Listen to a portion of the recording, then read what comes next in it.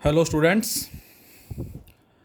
बच्चों, refraction of light में मैंने आपको बता दिया है बेटा about refraction of light through a rectangular glass slab, derivation of Snell's law, lateral displacement, real depth and apparent depth, जिसमें हमने दो केसेस डिस्कस किए थे कि ऑब्जेक्ट है डेंसर मीडियम में और रेयर मीडियम से ऑब्जर्व कर रहे हैं।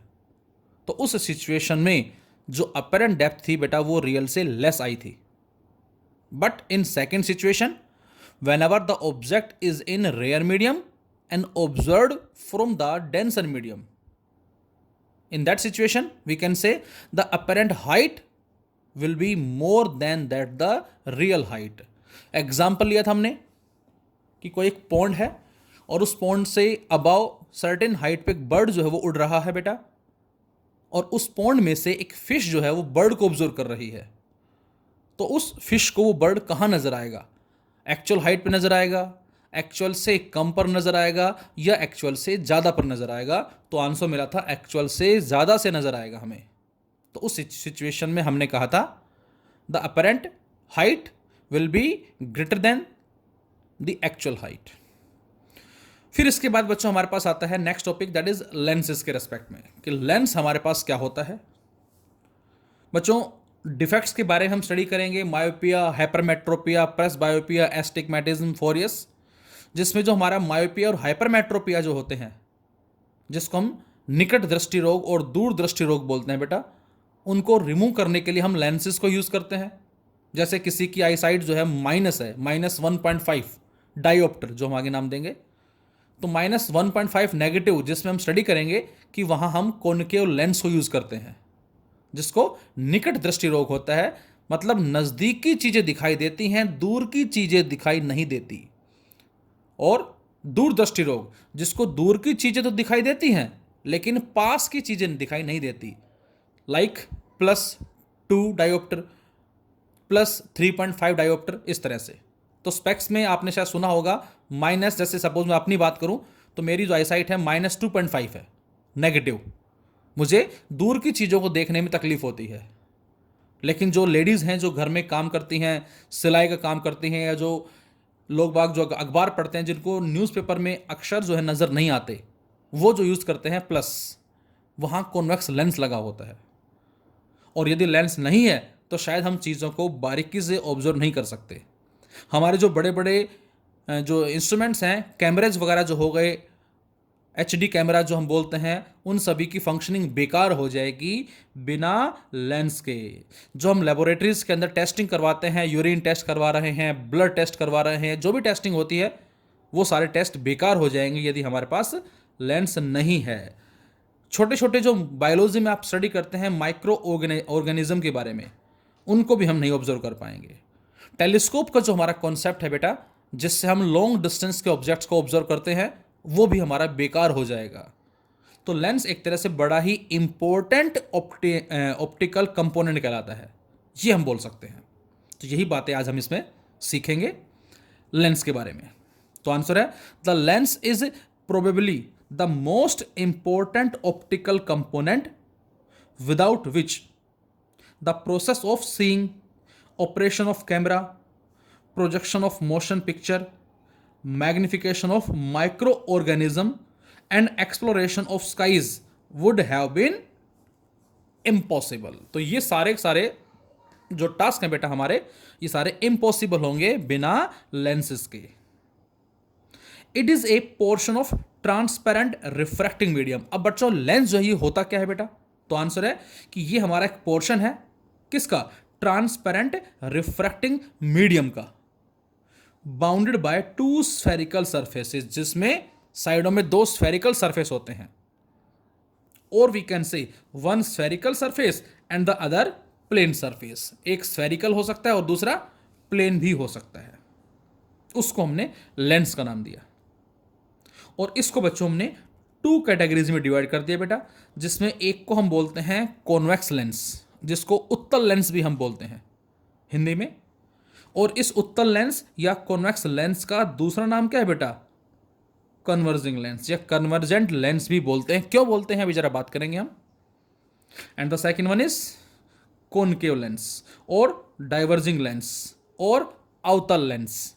तो सेकेंड हमारा कहलाता है कॉनकेव लेंस। तो कॉन्वेक्स लेंस या कन्वर्जिंग लेंस हमने किसको नाम दिया, और कॉनकेव लेंस या डाइवर्जिंग लेंस हमने किसको नाम दिया? तो आंसर है the lens whose mid portion is thick and portion are thin. तो ये वो लेंस है बच्चों जिसका मिडल पोर्शन तो थिक होता है और कॉर्नर से हम कह सकते हैं क्या होता है, थिन होता है। उसको बेटा हमने कॉन्वेक्स का नाम दिया, जबकि कॉनकेव में उल्टा है, एजेस से ये थिक है और मिड से ये थिन है। ये हमारा कॉनकेव लेंस कहलाता है। लेकिन इस कन्वर्जिंग को भी हम 3 पार्ट्स में डिवाइड कर देते हैं, जिसमें इसको हम बोलते हैं सिंपल डबल कॉन्वेक्स लेंस। एक पोर्शन ये है और एक पोर्शन ये है। ये सारा हमारा सॉलिड पोर्शन ही है, होलो ना समझें इसको, सॉलिड पोर्शन ही है। So this is the double convex lens. इसमें बेटा एक हिस्सा प्लेन, दूसरा कर्व्ड है, जो मैंने अभी जस्ट बताया आपको। इसको बोलते हैं बच्चों प्लेनो कॉन्वेक्स लेंस। इस पे हमें क्वेश्चंस मिलेंगे आगे, ध्यान रहे, इस पे क्वेश्चन मिलेंगे, इस पे क्वेश्चन मिलेंगे हमें। तो बच्चों इसको बोलते हैं प्लेनो कॉन्वेक्स लेंस। इसके अलावा चांद की शेप का, that is the कॉनकेवो convex lens. Concavo convex lens. तो ये हमारा जो कॉन्वेक्स लेंस है, इसको हमने 3 कैटेगरीज में डिवाइड कर दिया, double convex lens, plano convex lens, concavo convex lens. और लिख भी दिया यहां से the lens which is thicker in the middle and thin at the edges known as convex lens. Concave और डाइवर्जिंग लेंस, ये हमारा क्या होता है, lens which is thinner in the middle and thicker at the edges. जो edges से तो thick है और बीच में से थिन है। फर्स्ट इसका बेटा डबल कॉनकेव लेंस, ये हमारा डबल कॉनकेव लेंस कहलाता है। दिस इज एक हिस्सा प्लेन और दूसरा इस तरह से प्लेनो कॉनकेव लेंस, इसको बोलते हैं प्लेनो कॉनकेव लेंस।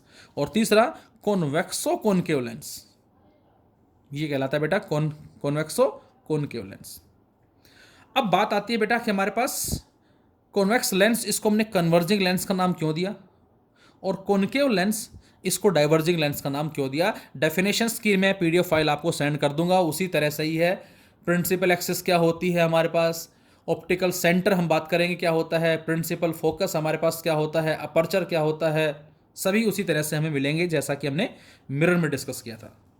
तो बेटा इस डायग्राम को जरा मैं आपको एक बार बना कर बताता हूं कैसे। ध्यान से देखेंगे सभी।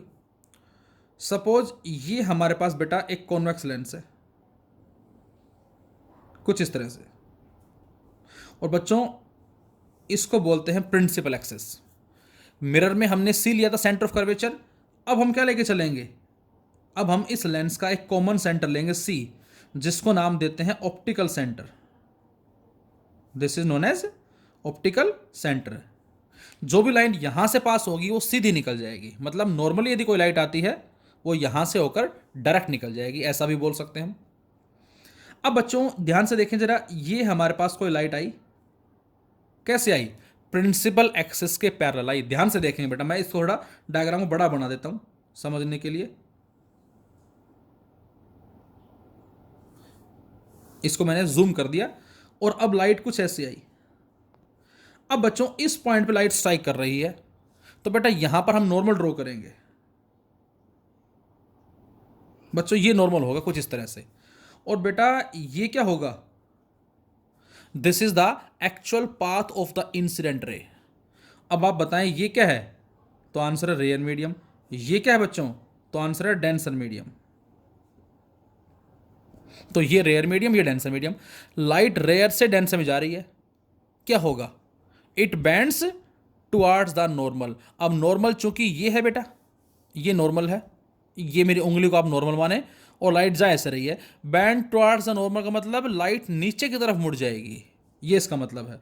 तो लाइट कुछ ऐसे मुड़ जाएगी इस तरह, ये, और इस लाइट को हम क्या बोलेंगे, दिस इज द रिफ्रैक्टेड रे। ये इंसिडेंट रे कहलाएगी बच्चों, और इसको बोलेंगे बेटा हम रिफ्रैक्टेड रे। तो इसका मतलब लाइट मुड़ी टुवर्ड्स द नॉर्मल, हमारा कॉन्सेप्ट क्लियर है। अब इसके बाद इस पॉइंट पे बच्चों ये क्या हो जाएगा, ये, इसको मैं सपोज करो बोल देता हूं N1, इसको बोल देता हूं N2। ये दूसरा नॉर्मल आ गया। अब लाइट स्ट्राइक कर रही है यहां पर, और ध्यान से देखें बेटा, स्केल की हेल्प से आप इसको सीधा कर दो ऐसे। ये क्या है बच्चों? ये है इस रिफ्रैक्टेड रे का एक्चुअल पाथ। अब आप खुद सोच कर बताएं कि लाइट डेंसर से रेयर में आ रही है और ये इसका एक्चुअल पाथ है, इस तरह से क्या होगा? ये ऊपर की तरफ मुड़ेगी या और नीचे हो जाएगी? तो आंसर है कि जब लाइट डेंसर से रेयर में आती है, it bends away from the normal. Away का मतलब ऊपर? नो, नीचे हो जाएगी, क्योंकि ऊपर तो नॉर्मल है, और भी नीचे हो जाएगी, मतलब ये कि लाइट ऐसे आ जाएगी। और जहां पर आके मिलेगी बच्चों, इसको हम क्या बोलते हैं? Capital F. This is the principal focus. ये कहलाएगा प्रिंसिपल फोकस।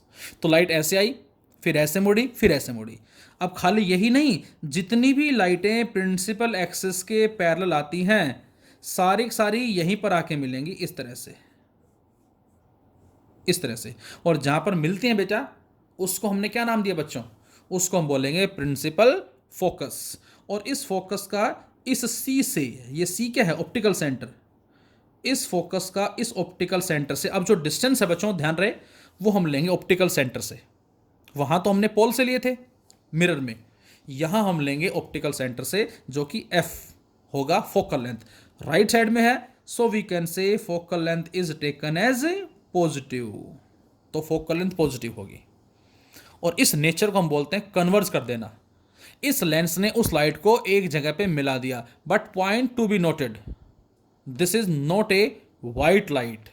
इसके बारे में हम आगे बात करेंगे। ये वाइट लाइट नहीं है, this is single colour light. से रेड कह सकते हो, ग्रीन कह सकते हो, ब्लू कह सकते हो, but this is not a white light. बच्चों ये वाइट लाइट नहीं होगी। अक्सर हम यही मिस्टेक करते हैं कि ये वाइट लाइट आ रही है। नहीं, ये वाइट लाइट नहीं आ रही है। अभी शायद ये बात मेरी अटपटी लग रही होगी आपको, लेकिन ये बात आपको आगे समझ में आएगी। अभी रुक जाए इधर, अभी केवल यही माने कि लाइट आई और ये यहाँ पर आके कन्वर्ज हो गई है, और इसकी वजह से ही बच्चों इस लेंस को हमने कन्वर्जिंग लेंस का नाम दिया है। अच्छा, what can we say about the concave lens? अब जो कॉनकेव लेंस है बेटा हमारा, वो कुछ इस तरह से है, इस तरह से। ये कॉनकेव लेंस है। अब इसको भी समझने के लिए हमने थोड़ा जूम किया इसके डायग्राम को। बच्चों मेरा पेन ख़त्म हो गया भाई, आपको रुकना पड़ेगा, जस्ट मैं पेन ले आता हूँ। 1 मिनट रुकें, पॉज कर देता हूँ मैं जरा ना। Now we have the yellow pen. Yellow pen आ गया मेरे पास अब। तो बेटा यहाँ से हम कह सकते हैं कि ये हमारे पास लेंस जो था वो कॉन्वेक्स था पहले केस में, और अब हमारे पास जो लेंस है बच्चों, दैट इज कॉनकेव लेंस। और इसको हमने डायग्राम को समझने के लिए उसी तरह से प्रिंसिपल एक्सिस ले ली। अब बेटा लाइट आई कुछ ऐसे, पैरेलल टू प्रिंसिपल एक्सिस। अब जहां लाइट टकरा रही, ध्यान से देखें। अब आप कहोगे नॉर्मल ऐसे क्यों? बेटा इसका नॉर्मल ये आएगा कुछ ऐसे, ये है नॉर्मल, इसको आप n1 बोल दो। और बेटा ये क्या है? ये इसका एक्चुअल पाथ है। अब आप खुद बताएं, जब लाइट रेयर से डेंसर में जाएगी तो क्या होगा? Band towards a normal. इसका मतलब ये लाइट है ऐसे, नॉर्मल ऊपर है तो ये लाइट ऊपर की तरफ मुड़ जाएगी ऐसे, ये लाइट यहाँ आ जाएगी ऐसे, और इसको बोलेंगे हम रिफ्रैक्टेड रे। इस पॉइंट पे बच्चों ये दूसरा नॉर्मल आ गया n2, और ये बच्चों इस रिफ्रैक्टेड रे का एक्चुअल पाथ है। अब लाइट डेंसर से रेयर में आ रही है, लाइट डेंसर से रेयर में आ रही है, ये नॉर्मल है। तो क्या होगा? जब डेंसर से रेयर में आएगी तो क्या होगा? Bands away from the normal, और ऊपर हो जाएगी, क्योंकि नीचे तो नॉर्मल है, और ऊपर हो गई कुछ इस तरह से। जितनी भी लाइटें प्रिंसिपल एक्सिस के पैरेलल आएंगी, ये उन सभी को इस तरह से स्प्रेड कर देगा। और स्प्रेड करने का मतलब डाइवर्स कर देना, और इसलिए बच्चों इसको हम क्या बोलते हैं? Diverging lens. ये हमारा डाइवर्जिंग लेंस कहलाता है। इसने एक पॉइंट में मिला दिया, इसको हम क्या बोलते हैं? That is converging lens. तो इस रीजन की वजह से इसको डाइवर्जिंग बोलते हैं, इसको कन्वर्जिंग बोलते हैं। और ये अपीयर टू मीट होगा यहाँ पर बेटा, इसको हम बोलेंगे क्या? Focus. But this is the real focus and this is virtual focus. ये रियल नहीं कहलाएगा, क्योंकि एक्चुअल में नहीं आई है। एक्चुअल तो यहाँ आई है, यहाँ एक्चुअल में नहीं आई है। और इस एफ से जो ऑप्टिकल सेंटर का डिस्टेंस अगेन फोकल लेंथ, और बच्चों कॉनकेव के लिए फोकल लेंथ क्या होगी, नेगेटिव। तो जिस भी बच्चे की आई साइट जो है माइनस है, जनरली स्टूडेंट्स की आई साइट में -2.5 -1 जो भी होता है, तो मतलब हमारे लेंस में स्पेक्स में कॉनकेव लेंस लगा है। लेकिन जिसको नज़दीक की चीज़ें दिखाई नहीं देती हैं उसके स्पेक्स में कॉन्वेक्स लेंस लगा होता है। अब बड़ी इंपॉर्टेंट बात, ध्यान से देखें सभी, बहुत ही ज़्यादा इंपॉर्टेंट बात है बेटा। क्या इंपॉर्टेंट बात है? हमने क्या किया, हमने कॉन्वेक्स लेंस लिया और कॉन्वेक्स लेंस को क्या कर दिया, किसी लिक्विड के अंदर इमर्ज कर दिया। मतलब ये कॉन्वेक्स लेंस है और इसके चारों तरफ एक लिक्विड आ गया, कोई मीडियम आ गया, ऐसा बोल सकते हैं चाहे आप। इसके सराउंडिंग में एक मीडियम आ गया, इस तरह से मान लेते हैं इसको। कोई मीडियम हो सकता है, लिक्विड हो सकता है, वटेवर। और मैंने आपसे कहा कि ये जो लेंस है बेटा, इसका रिफ्रैक्टिव इंडेक्स मैंने ले लिया mu g, that is equal to 1.5। और जो सराउंडिंग में लिक्विड है इसको ले लिया मैंने म्यू एल, और इसको मान लेते हैं रिफ्रैक्टिव इंडेक्स 1.65 सपोज। अब बताओ, अब लाइट आई, ध्यान से देखें सभी। अब लाइट कहां से कहां जा रही है ये बताएं जरा। लाइट 1.65 से 1.5 में जा रही है, इस बात का मतलब बेटा होगा लाइट डेंसर से रेयर में जा रही है। जबकि पहले केस में हमने एयर ली थी, रेयर से डेंसर में गया था, जबकि इस बार बच्चों डेंसर से रेयर में जाएगा और ये हो जाएगा नॉर्मल। अब आप बताएं, जब डेंसर से रेयर में जाएगा स्पीड इंक्रीज होगी, और स्पीड इंक्रीज होने से bands away from the normal, ये इधर आ जाएगा कुछ ऐसे। ये यहाँ पर ये दूसरा नॉर्मल है, दिस इज सेकेंड नॉर्मल। अब ये लाइट आई और ये इसका एक्चुअल पाथ है। अब रेयर से डेंसर में आ रहा है, जब रेयर से डेंसर में आएगा तो क्या आएगा, बैंड्स टुवार्ड्स द नॉर्मल, और ऊपर हो जाएगा इस तरह से। इसका मतलब जितनी भी लाइटें ऐसे आएंगी वो सारी ऐसे चली जाएंगी इस तरह से। इसका मतलब इस लेंस ने क्या कर दिया, लाइट को स्प्रेड कर दिया, और स्प्रेडिंग नेचर को हम क्या बोलते हैं, डाइवर्जिंग लेंस। तो इसका मतलब ये हुआ बेटा कि जो हमारा कन्वर्जिंग लेंस है वो डाइवर्जिंग बन सकता है, लेकिन इसकी नेसेसरी कंडीशन क्या होगी, इसकी नेसेसरी कंडीशन होगी बच्चों कि बाहर जो मीडियम है सराउंडिंग में, उसका रिफ्रैक्टिव इंडेक्स इस लेंस से ज़्यादा होना चाहिए। उस केस में कन्वर्जिंग डाइवर्जिंग बन जाएगा। और डाइवर्जिंग क्या होगा वो भी चेक कर लें। ये लिक्विड है सराउंडिंग में, इधर भी रिफ्रैक्ट, ये सेम कंडीशन है। इसका म्यू जी 1.5, इसका म्यू एल 1.65। लाइट कुछ ऐसे आई और यहां पर ये क्या हो गया, नॉर्मल हो गया। लाइट डेंसर से रेयर में जा रही है, अब डेंसर से रेयर में जा रही है तो क्या होगा, bands away from the normal, नीचे मुड़ जाएगी, क्योंकि नॉर्मल ऊपर है, नीचे मुड़ गई यहाँ। इसमें बच्चों ये नॉर्मल है और ये इसका एक्चुअल पाथ है। अब रेयर से डेंसर में आ रही है, बैंड टुवार्ड्स द नॉर्मल, और इधर मुड़ जाएगी इस तरह से। तो सारी लाइटें इस पॉइंट पे आके मिल जाएंगी, कन्वर्ज हो जाएंगी। तो ये क्या बन जाएगा, तो बेटा बन जाएगा ये कन्वर्जिंग लेंस। तो हम कह सकते हैं क्या कि जो कन्वर्जिंग लेंस है वो डाइवर्जिंग बन सकता है, और जो डाइवर्जिंग लेंस है वो कन्वर्जिंग बन सकता है। डिपेंड करता है सराउंडिंग में मीडियम कैसा है। अभी जो पीछे जस्ट मैंने जो आंसर दिया ये वाला कि ये कन्वर्जिंग लेंस क्यों है, ये एयर के रेस्पेक्ट में आंसर दिया। ये डाइवर्जिंग क्यों है, एयर के रेस्पेक्ट में आंसर दिया। लेकिन यदि हम सराउंडिंग में मीडियम को चेंज करते हैं बेटा, तो उस केस में, और मीडियम को चेंज करने के साथ साथ ये भी ध्यान रखना कि मीडियम का रिफ्रैक्टिव इंडेक्स इस लेंस से ज़्यादा होना चाहिए। अब आप में से कुछ बच्चे ये सोच रहे होंगे कि सर यदि दोनों का रिफ्रैक्टिव इंडेक्स सेम हो तो क्या होगा। सेम भी तो हो सकता है भाई, तीन केस हो सकते हैं। या तो इस ग्लास लेंस का रिफ्रैक्टिव इंडेक्स बाहर वाले से ज़्यादा हो सकता है, या कम हो सकता है, या इक्वल हो सकता है। तो इसके बारे में मैं आगे बात करूंगा। फिलहाल बता जरूर देता हूं मैं आपको कि जब रिफ्रैक्टिव इंडेक्स सेम होता है बेटा, तो लाइट सीधी निकल जाएगी विदाउट एनी डेविएशन। तो लाइट सीधी निकल जाएगी, चाहे वो कॉनकेव लेंस हो और चाहे वो कॉन्वेक्स लेंस हो। तो ये बात आपको याद रखनी है। तो यदि मैं आपसे कहता हूं if mu L is less than mu G, बाहर मीडियम जो है उसका रिफ्रैक्टिव इंडेक्स ग्लास लेंस से कम है, तो इसका मतलब क्या होगा, ये हमारा कन्वर्जिंग कन्वर्जिंग रहेगा और डाइवर्जिंग डाइवर्जिंग रहेगा, फर्स्ट कंडीशन।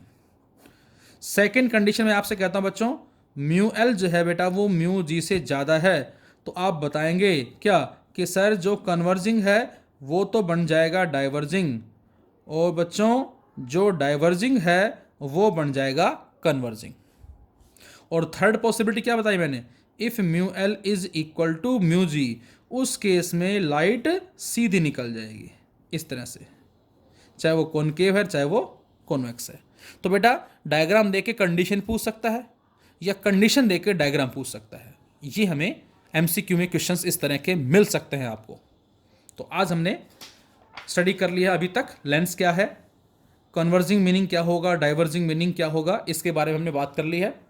इसके अलावा जो डेफिनेशंस है बेटा मैंने जस्ट बताया अभी आपको कि इसकी जो फाइल है वो मैं आपको सेंड कर दूंगा, समझ रहे हैं कुछ नहीं, इसके अंदर छोटे छोटे डेफिनेशंस हैं।